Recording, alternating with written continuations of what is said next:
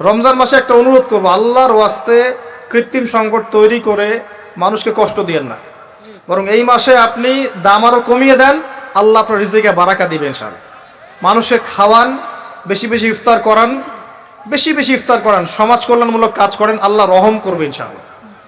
আল্লাহর ওয়াস্তে এই মাসটাকে কোটিপতি হওয়ার সুযোগ মনে করেন না, এটা আপনার ক্ষমা পাওয়ার মাস। আল্লাহ পাক বোঝার তৌফিক দান করুন তাদেরকে। তারপরেও কিছু মানুষ থাকবে লাহুম কুলুবুন লা ইয়াফকাহুনা বিহা, যাদের কলব আছে উপলব্ধি করে না, ওয়া লাহুম আযানুন লা ইয়াসমাউনা বিহা ওয়া লাহুম আ'য়ুনুন লা ইবসিরুনা বিহা, কান আছে শোনে না, চোখ আছে দেখবে না। উলাইকা কাল আনআম, এরাই জন্তু জানোয়ারের মতো। বালহুম আদাল, বরং তার চেয়ে ওরা নিকৃষ্ট। বালহুম আদাল, বরং তার চাইতেও নিকৃষ্ট। ওয়া উলাইকা হুমুল গাফিলুন, এটা গাফিল সম্প্রদায়। শুরু থেকেই জ্ঞান আছে, আর এই জ্ঞান সৃষ্টিগতভাবে আমাদের মধ্যে ছিল না, আল্লাহ পাক শিখিয়েছেন। তাহলে সভ্যতা এগিয়ে যাবে কিভাবে? জ্ঞান চর্চার মধ্য দিয়ে। বুঝতে পারছেন? আগে জ্ঞান। এখনো যদি আপনি একটা সুন্দর সভ্যতা চান, জ্ঞান চর্চা, এছাড়া কোনো অপশন নাই। জ্ঞান এর চর্চা, প্রসার প্রচার, সভ্যতা সমাজ সুন্দর হবে ইনশাআল্লাহ। এরপর কি হলো? সভ্যতা এগিয়ে গেল কিভাবে? তার বুকের হাড় থেকে হাওয়া আলাইহিস সালাম, এই যে সভ্যতার একটা অংশ, মহিলাদেরকে ছাড়া কি আপনি সমাজ চিন্তা করতে পারবেন? তারা আমাদের মধ্য থেকেই সৃষ্টি, এবং বাঁকা হাড় থেকে। জোরে চাপ দিতে যায় না, ভেঙে যাবে। জোরে চাপ দিতে যায় না, ভেঙে যাবে। বাস্তব অভিজ্ঞতা থেকেই বলছি। আর ছেড়ে দিলে আবার ওইভাবেই থেকে যাবে। এই জন্য উত্তম নসিহতের মধ্য দিয়ে একটু মানায় টানায় চলতে হবে আর কি দুনিয়ার জীবন। সবকিছু 100% মনের মতো হবে না, একটু মানায় নিয়ে চলতে হবে। কারণ আমি নিজেও সাহাবী নই, দেখবেন আমার স্ত্রীও মহিলা সাহাবী নন, আপনিও সাহাবী নন, আপনার স্ত্রীও মহিলা সাহাবী নন। তাই ওই হিসাব কিতাব করে লাভ নাই। আমরা সবাই অপরাধী, সবার মাঝে ল্যাকিংস আছে। এই জন্য সবার উচিত সবার ভুলগুলোকে ক্ষমা করে দুনিয়ার জীবনটা হৃদ্যতা ভালোবাসার সাথে কাটানো, তাহলে পরিবার ঠিক থাকবে ইনশাআল্লাহ। এরপরে কি? পরীক্ষা। কিসের পরীক্ষা? এই গাছের কাছে যেও না। কোন গাছ? এই প্রশ্নের দরকার নাই তো আমার, কোন গাছ? যে গাছই হোক, এই গাছের কাছে যেও না। তার আগে আল্লাহ পাক বলে দিলেন আদম আসো। ফেরেশতাদেরকে ডাকলেন, আদম তুমি এই নামগুলো বলে দাও। তিনি সব নাম বলে দিলেন। ফেরেশতাদেরকে আগে জিজ্ঞাসা করেছিলেন তোমরা বলে দাও, তারা বলেছে লা ইলমা লানা ইল্লা মা আল্লামতানা। এখানে জ্ঞানের মধ্য দিয়ে আল্লাহ পাক আদম আলাইহিস সালামকে সম্মানিত করলেন।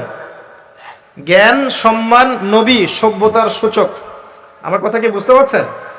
এরপরে ইবলিস, সবাই সেজদা করলো। আদম জ্ঞানে জয়ী হয়েছে, তোমরা সবাই তাকে সেজদা করো। আল্লাহ পাক আদম আলাইহিস সালামকে বড় করলেন, কারণ তিনি তাকে ভালোবাসেন। আল্লাহ পাক আমাদেরকে ভালোবাসেন, বাসেন না? আল্লাহ পাক আমাদেরকে প্রচন্ড ভালোবাসেন। আর আপনি যাকে ভালোবাসবেন তাকে বড় করতে চাইবেন না? আল্লাহ পাক আদম আলাইহিস সালামকে উঁচু করলেন, তোমরা আদমকে সিজদা করো। ওয়া ইয কুলনা লিল মালাইকাতি ইসজুদু লিআদম ফাসাজাদু, সবাই সিজদা করলো ইল্লা ইবলিস। ইবলিস কেন সিজদা করলো না? কিয়াস করলো, খলাকতানি মিন নার ওয়া খলাকতাহু মিন তিন। আমাকে সৃষ্টি করেছেন আগুন দিয়ে, তাকে সৃষ্টি করেছেন মাটি দিয়ে, আমি কেন তাকে সিজদা করতে যাব? রিমেম্বার, লিসেন টু মি, ইবলিসের জ্ঞান ছিল, ইবলিসের আমল ছিল। আই রিপিট, ইবলিসের জ্ঞান ছিল, ইবলিসের আমল ছিল। ইবলিসের মাঝে বিনয় ছিল না, অহংকার ছিল। ইবলিস ধ্বংস হয়ে গেছে। আমাদের জ্ঞান, আমাদের ডিগ্রি, আমাদের সার্টিফিকেট আমাদেরকে অহংকারী বানায়, আমরা ইবলিসের কাতারভুক্ত হয়ে যাব, নাউযুবিল্লাহ। ঠিক আছে? এবার ইবলিসকে বের করে দেয়া হলো, চিরস্থায়ী জাহান্নামী, অভিশপ্ত করা হলো। আদম এবং হাওয়া আলাইহিস সালাম জান্নাতে রাখা হলো। গাছের কাছে যেও না, তারা চলে গেলেন। কিভাবে চলে গেলেন? এখানে আসেন। ইবলিস এসে ওয়াসওয়াসা দিয়েছে। কি ওয়াসওয়াসা সেটা শোনেন। এটা একটা ভালো প্রশ্ন। কোন ওয়াসওয়াসায় পড়ে তারা এই কাজটা করে ফেললেন? এটা সূরা তহার মধ্যে আছে। কোন সূরা? তহা। এখানে আল্লাহ পাক বলেছেন, ইবলিস এসে বলেছিল যে তোমরা যদি ওই গাছের কাছে যাও এবং এর ফল খাও, তাহলে তোমরা চিরস্থায়িত্ব লাভ করবে। চিরস্থায়িত্ব, অমর হয়ে যাবে, অমর। কথা বুঝতে পারছেন? অমরত্ব। অমরত্বের টোপ দিয়ে ইবলিস এভাবে ওয়াসওয়াসা দিয়েছে আমাদের পিতাকে, আমাদের মাকে। এর ফলশ্রুতিতে আল্লাহ রাব্বুল আলামিন আমাদেরকে নামিয়ে দিয়েছেন পৃথিবীতে। আল্লাহ পাক নামিয়ে দেওয়ার সময় আদম এবং হাওয়া আলাইহিস সালাম তাদেরকে ক্ষমা করে দিয়েছেন, কিন্তু একটা সময় দিয়েছেন, এখন আর জান্নাতে থাকা হবে না, পৃথিবীতে চলে যাও, এখানেও চিরস্থায়ী জীবন পাবে না, নির্দিষ্ট সময় থাকবে, এর মধ্যে আমি তোমাদের রিজিক দিব, তোমাদেরকে আমি খাবার দিব, বাসস্থান দিব, সব কিছু দিব, স্ত্রী সন্তান যা যা লাগে মৌলিক চাহিদা সব দিব, তখন যদি তোমরা আমার হেদায়েতকে মেনে চলো আবার জান্নাতে ফিরে আসবে, যদি না মানো ইবলিসের সাথে জাহান্নাম। কথা ক্লিয়ার? সহজ সরল জীবন দর্শন, দ্য ফিলোসফি অফ লাইফ। এত দর্শন শেখার দরকার নাই। আমরা দর্শনের বই পড়তে পড়তে মাথা খারাপ হয়ে গেছে। পশ্চিমা দর্শন, জৈন দর্শন, চারবাক দর্শন, ইউরোপিয়ান দর্শন, আধুনিক দর্শন পড়তে পড়তে অবস্থা খারাপ, মার্কসীয় দর্শন। সুবহানাল্লাহ, একটা সহজ সরল জীবন দর্শন আল্লাহ দিয়েছেন। সূরা বাকারার আয়াত নাম্বার 38 এবং 39, দুইটা আয়াত। কি দর্শন? আল্লাহ বলছেন, কুল নাহবিতু মিনহা জামিআ, আমি আল্লাহ বললাম তোমরা সবাই নেমে যাও। কারা কারা সবাই? আদম, হাওয়া, ইবলিস, তোমরা নেমে যাও পৃথিবীতে। ফাইম্মা ইয়াতিয়ান্নাকুম মিন্নি হুদান, তোমাদের কাছে আমার পক্ষ থেকে হেদায়েত আসবে। কি আসবে? এই যে তাওরাত, জাবুর, ইনজিল, কোরআন, আল্লাহর বাণী, ওহী, এগুলো আসবে, রাসূল আসবেন। ফামান তাবিআ হুদায়া ফালা খাউফুন আলাইহিম ওয়ালা হুম ইয়াহজানুন, যে বা যারাই আমার এই হেদায়েতকে মেনে চলবে তাদের বিন্দু মাত্র ভয় নাই, কোনো টেনশন নাই, কোনো ভাবনা নাই, ইনশাআল্লাহ আবার জান্নাতে ফিরে আসবে ইনশাআল্লাহ। সুসংবাদ, ঠিক আছে? তারপরের আয়াত আল্লাহ পাক বলছেন, ওয়াল্লাযীনা কাফারু ওয়া কাযযাবু বিআয়াতিনা, কিন্তু যারা আমার আয়াতকে মিথ্যা প্রতিপন্ন করবে এবং অস্বীকার করবে, কুফরি করবে, ফাউলাইকা আসহাবুন নার, এরা হবে জাহান্নামের অধিবাসী। কার সাথে? ইবলিসের সাথে। হুম ফিহা খালিদুন, তারা সেখানে চিরস্থায়ী হবে। সহজ সরল জীবন দর্শন, দ্য ফিলোসফি অফ লাইফ। মানলেই শান্তি, না মানলেই অশান্তি। এরপর একটা চ্যালেঞ্জ, ইবলিস চ্যালেঞ্জও করছে, আল্লাহ তুমি আমাকে বের করে দিয়েছ, ঠিক আছে, আমি আদম সন্তানের ডান দিক থেকে আসব, বাম দিক থেকে আসব, সামন থেকে আসব, পিছন থেকে আসব, তাকে আমি জাহান্নামের পথে নিয়েই ছাড়ব। এটা মনে রাখেন মাথার মধ্যে, ইবলিসের চ্যালেঞ্জ। আর আল্লাহ পাকও সতর্ক করলেন, ইন্নাহু লাকুম আদুউম মুবিন, সে তোমাদের স্পষ্ট শত্রু। এবার পৃথিবীতেও নামিয়ে দিলেন, হেদায়েতও পাঠাচ্ছেন, নবী রাসূল পাঠিয়েছেন। সভ্যতা আস্তে আস্তে এগিয়ে চললো। সভ্যতায় দুইটা শক্তি দেখতে পাচ্ছেন, একটা আল্লাহর পক্ষ থেকে আসা শক্তি, একটা শয়তানি শক্তি। এই দুটো নিয়ে সভ্যতা এগিয়ে চলছে। আবারও বলছে, সভ্যতা শুরু হয়েছে নবী দ্বারা, রোমকদের দ্বারা নয়। সভ্যতা শুরু হয়েছে নবী দ্বারা। মানুষ আগে গাছের ছাল পাতা পরে থাকতো না। সূরা আরাফে আল্লাহ পাক বলেছেন, আমি মানুষের জন্য, আদম হাওয়া আলাইহিস সালাম তাদের জন্য লেবাস পাঠিয়েছি, পোশাক পাঠিয়েছি, আমি লেবাস নাজিল করেছি উপর থেকে। লোহার খনি দেখেছেন? লোহার খনি কেউ কি বিশ্বাস করবে যে লোহা মহাকাশ থেকে পৃথিবীতে এসে পড়েছে? ওয়ানজালনাল হাদিদ, আল্লাহ পাক বলছে আমি হাদিদ নাজিল করেছি। কোরআন নাজিল করা বোঝেন? কোরআন নাজিল মানে কি? আল্লাহর উপর থেকে কোরআন আসেনি। জিবরাইল আলাইহিস সালাম কোরআন নিয়ে আসছেন না নিচে মুহাম্মদ সাল্লাল্লাহু আলাইহি ওয়াসাল্লামের কাছে? এই যে কোরআন নাজিল হচ্ছে, আনজালা। আল্লাহ পাক এই কথা বলছেন যে লোহা আমি নাজিল করেছি। লোহার একটা অণু আপনি তৈরি করতে পারবেন পৃথিবীতে ল্যাবে বসে? সুবহানাল্লাহ। আল্লাহ পাক নাজিল করেছেন। ঠিক একইভাবে আল্লাহ পাক পোশাক নাজিল করেছিলেন আদম এবং হাওয়া আলাইহিস সালাম তাদের জন্য। তারা গাছের ছাল পাতা পরে ঘোরাফেরা করতেন না। বোগাস কথাবার্তা শেখায় মানুষকে। এবং কৃষিকাজ, আপনার প্রযুক্তি, আপনার পরিবার গঠন, সন্তান প্রতিপালন, একজন মানুষের জীবন যাপনের জন্য যত কিছু প্রয়োজন সব জ্ঞান আল্লাহ পাক আদম আলাইহিস সালামকে শিক্ষা দিয়েছিলেন। দুনিয়াতে আসার পরে যখন যেটা প্রয়োজন হয়েছে, ওহী নাজিল হয়েছে, জিবরাইল আলাইহিস সালাম তাকে শিখিয়ে দিয়েছেন। মানুষ গুহার মধ্যে ছবি এঁকে থাকতো। আর এরা বলছে আদম আলাইহিস সালাম বানর থেকে হয়েছেন। নাউযুবিল্লাহ, সুবহানাল্লাহ। এটা যারা বিশ্বাস করে তারা সরাসরি কোরআনের সাথে কুফরি করছে, স্পষ্ট কাফের। আদম আলাইহিস সালাম আল্লাহ পাক তাকে হাত দিয়ে সৃষ্টি করেছেন, নিজের হাতে সৃষ্টি করেছেন। তিনি বানর থেকে মানুষ হননি। হ্যাঁ, যারা এই মতবাদটা দিয়েছে ওরা বানর থেকে মানুষ হতে পারে, আমরা হই না। বরং সূরা বাকারা আপনি উল্টা চিত্র দেখতে পারবেন। সূরা বাকারা দেখবেন, পড়তে পড়তে দেখবেন একটা জায়গায় আছে যে শনিবারের সীমা লঙ্ঘন করার জন্য কিছু মানুষকে, বনু ইসরাইলের কিছু মানুষকে আল্লাহ পাক মানুষ থেকে বানর বানিয়ে দিয়েছে। আছে না দলিল? তাহলে এটার প্রমাণ পাওয়া যাচ্ছে। সুবহানাল্লাহ। আসেন, সভ্যতা এগিয়ে চলল।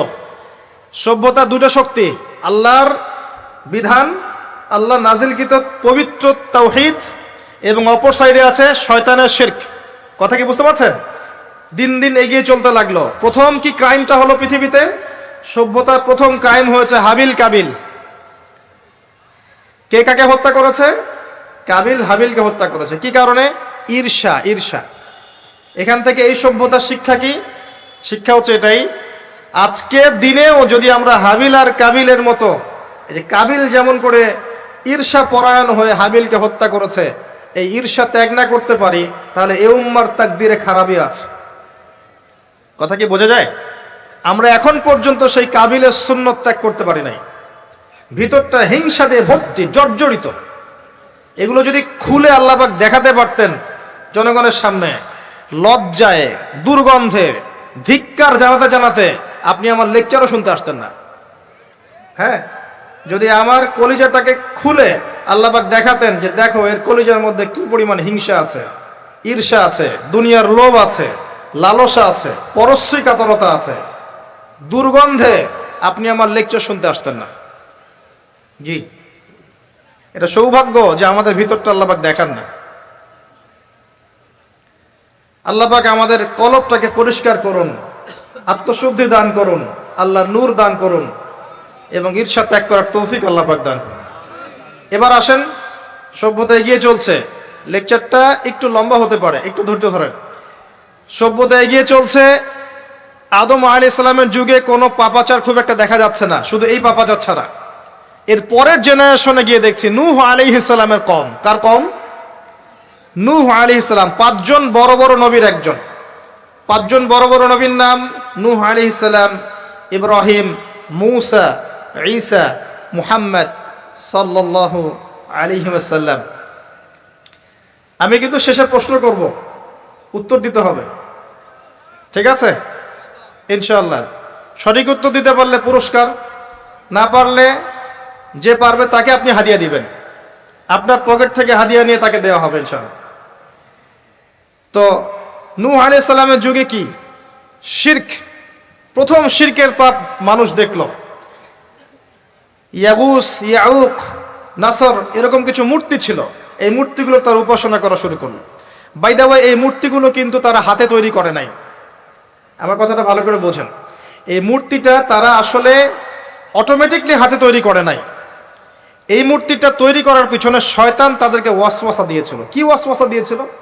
এই ব্যক্তিরা ছিল আগের সময়কার বুজুর্গ ব্যক্তি। বুজুর্গ ব্যক্তি বোঝেন? পরেশগার বুজুর্গ ব্যক্তি। তো শয়তান এদেরকে বুঝিয়েছিল, যদি তোমরা বুজুর্গ ব্যক্তিদের, আল্লাহওয়ালা মানুষদের মূর্তি তৈরি করে মসজিদের বাইরে রাখো, তাদেরকে দেখলে তোমাদের ইবাদতে মনোযোগ বাড়বে। শয়তান এই ওয়াসওয়াসা দিয়েছিল। ওই জেনারেশন তাই করলো। ওই জেনারেশন যখন চলে গেল, পরের প্রজন্মকে শয়তান ওয়াসওয়াসা দিল, আরে মসজিদের বাইরে কেন, ভেতরেই রাখলে হয়। তারা ভেতরে নিয়ে আসলো। এই জেনারেশন শেষ হয়ে গেল। তারপরে আরেকটা জেনারেশন আসলো, ওদেরকে শয়তান বুঝালো সরাসরি এদের কাছে চাইলেই হয়। শিরক শুরু হলো। আপনি কি বুঝতে পারছেন কিভাবে শিরক শুরু হয়েছে বিশ্বে? এবার নূহ আলাইহিস সালাম 950 বছর তার কওমকে দাওয়াত দিলেন, শিরক ছেড়ে দাও, শিরক ছেড়ে দাও। কত বছর? 9টা শতাব্দী, 9.5 শতাব্দী তিনি তার উম্মাহকে দাওয়াত দিলেন, শিরক ছেড়ে দাও। তার স্ত্রী পর্যন্ত তার কথা শুনলো না, তার ছেলেও তার কথা শুনলো না। দাওয়াতটা কেমন ছিল? আমাদের মতো এই যে লাক্সারিয়াস বসে বসে দাওয়াত দেয় এমন নয়। দাওয়াতটা এমন ছিল, নূহ আলাইহিস সালাম নিজেই বলছেন, ইন্নী দাআউতু কওমি লাইলা ওয়া নাহার। আল্লাহ, আমি আমার কওমকে দিন রাত দাওয়াত দিয়েছি, দিন রাত 24 ঘন্টা। ওয়ালাম ইয়াজিদহুম দুআই ইল্লা ফিরারা। আমার দাওয়াত শুনে মানুষ খালি পালিয়েই গেছে, পালিয়েই গেছে। এরকম করে দাওয়াত দিয়েছেন, এমনভাবে দাওয়াত দিয়েছেন, শেষে সমাজের মানুষ শুনছে না, পরিবারের লোকও কথা শুনছে না। তখন হাত উঁচু করে বলছেন, রব্বি আন্নি মাগলুবুন ফান্তাসির, আল্লাহ আমি পরাজিত, আমাকে সাহায্য কর। তখন আল্লাহ পাক প্লাবন পাঠালেন, ধ্বংস হয়ে গেল জালেম, আর যারা মুমিন তাদেরকে আল্লাহ পাক উদ্ধার করলেন কিস্তিতে করে। সভ্যতার সংকট বুঝতে পারছেন? সভ্যতার সংকট মানে হচ্ছে শিরক।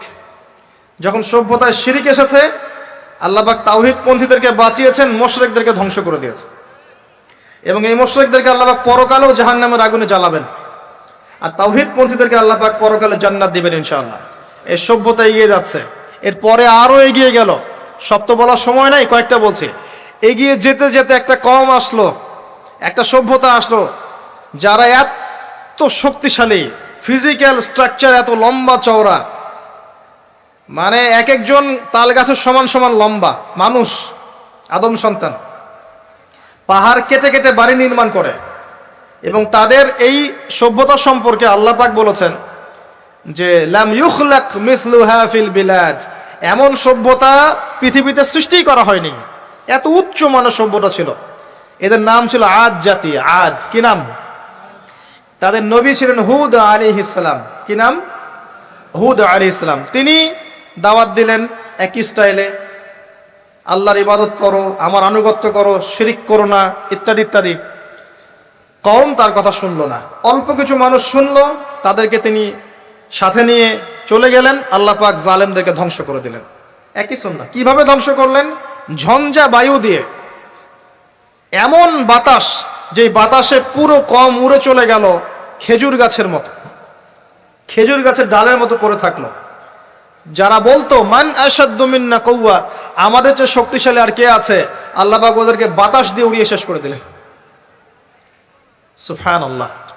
এরপরে আরেকটা সভ্যতা আসলো, যার নাম সামুদ। তাদের নবীর নাম সালেহ আলাইহিস সালাম।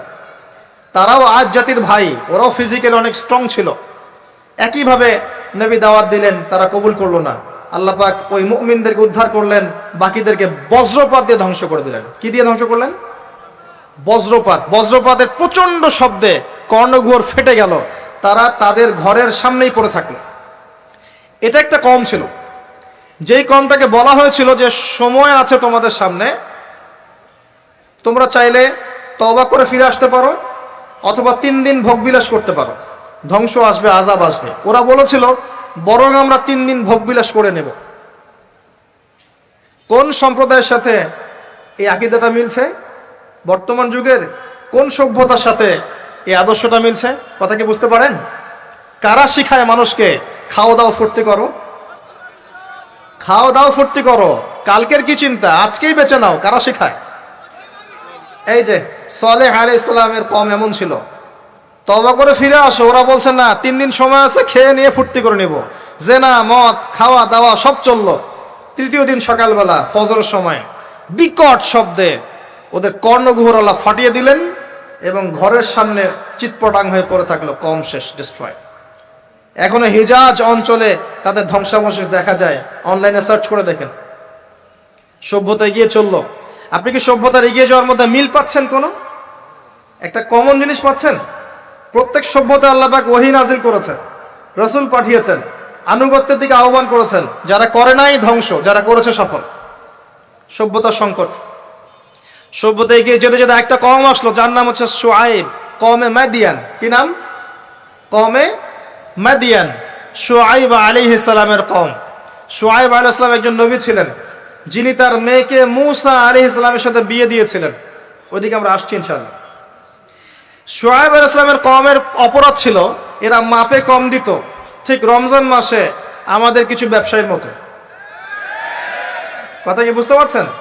ওরা অপেক্ষায় থাকে কখন রমজান আসবে, তার আগে সব সিন্ডিকেট করে ফেলবো, কৃত্রিম সংকট তৈরি করব, মানুষ তারপরে আমাদের পিছনে হন্য হয়ে ঘুরবে, তেল পাবে না, ডাল পাবে না, চাল পাবে না, এবং গভর্নমেন্টকে বিব্রত করবে। এভাবে গভর্নমেন্টকে বিব্রত করে ফেলে। পরে দেখতে পাচ্ছেন না কি হচ্ছে? মানুষ, বৃদ্ধা মহিলা দৌড় দিচ্ছে ট্রাকের পিছনে, বাবা একটা আমাকে একটা মানে হ্যাঁ একটা টোকেন দিয়ে যাও। অন্তত একটা পলিথিন আমাকে দিয়ে যাও, এটা বলে ট্রাক ধরে ধরে দৌড়াচ্ছে একজন বৃদ্ধা মহিলা। তারাও আমাদের দেশের মানুষ, আর এই ব্যবসায়ীরাও আমাদের দেশেরই মানুষ। কৃত্রিম সংকট, আল্লাহ পাক কৃত্রিম সংকট যারা তৈরি করে তাদের কি শাস্তি দিচ্ছেন একটু পরে দেখাচ্ছে। তারা শুআয়ব আলাইহিস সালামের কওম মাপে কম দিত এবং ডাকাতি করত। কি করত? ডাকাতি। আমরাও কিন্তু কম করি না ডাকাতি। এখন আমরা নেক্সট সুরতেও ডাকাতি করি, বৎসুরতেও ডাকাতি করি, করি না? অনেকে তো কোটটাই পরে ডাকাতি করে কোটটাই পরে বড় বড় মাপের ডাকাতি করে। কারণ আপনি কোটটাই পরলে তো ধরতে পারবেন না কলার, সাথে তো প্রোটেকশন আছে। হ্যাঁ, দেখবেন বাধ্য হয়ে বলতে হচ্ছে। দেখবেন কোথাও যাবেন, টিকিটের দাম দেখবেন 5,000 টাকা বা 6,000 টাকা, হঠাৎ দেখবেন দাম চলে গেছে 23,000 টাকা, 20,000 টাকা। সুবহানাল্লাহ, কোটটাই পড়ে আছে, আপনি কিছু বলতে পারবেন না, কিছু বলতে পারবেন না। সব ক্ষেত্রে এগুলো চলছে। স্যুট বুট পরে বসে থাকবো সুদী ব্যাংকে, মানুষের রক্ত চুষে খাচ্ছে। অনেক সময় দেখা যায় দিনের লেবাস পরেও আমরা জনগণের টাকা পয়সা লুটে খাই।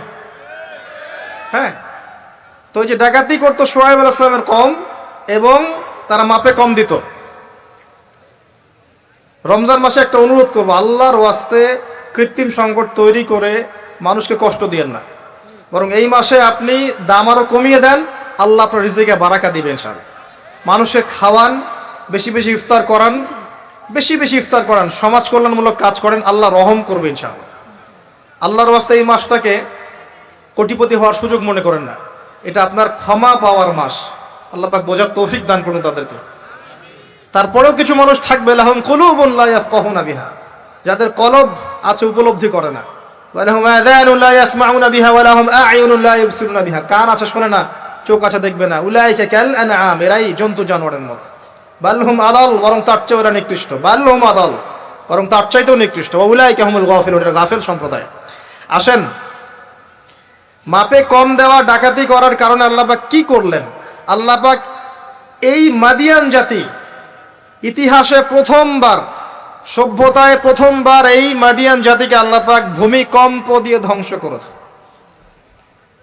ভূমিকম্প দিয়ে আল্লাহ পাক ধ্বংস করেছেন ওয়ার্ল্ড হিস্ট্রিতে প্রথম এই মাদিয়ান কওমকে।